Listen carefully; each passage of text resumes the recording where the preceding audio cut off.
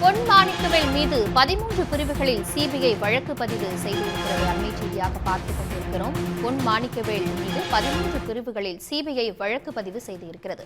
இதுகுறித்து கூடுதல் விவரங்களோடு செய்தியாளர் சதீஷ் இணைகிறார். சதீஷ், இந்த வழக்கினுடைய முழு விவரம்.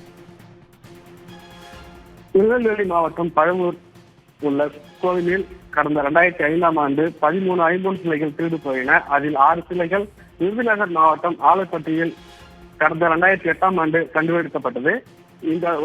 இந்த சிலை கடத்தலில் காவல்துறையினரும் உதவி செய்திருக்கிறார்கள் என்ற புகார்கள் எழுந்திய நிலையில் இந்த வழக்கினை அப்போது சிலை கடத்தல் தடுப்பு பிரிவு ஐஜியாக இருந்த பொன் மாணிக்கவேல் விசாரணை மேற்கொண்டார்.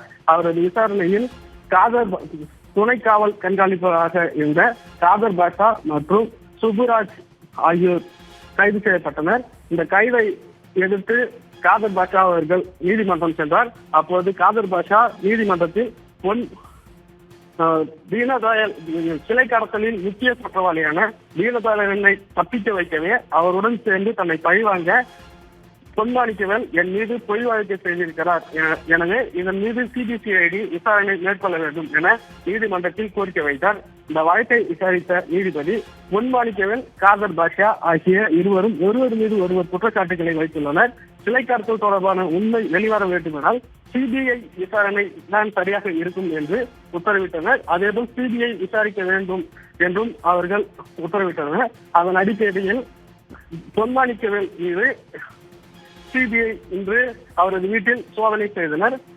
சுமார் 7.5 மணி நேரம் சோதனை செய்தனர்.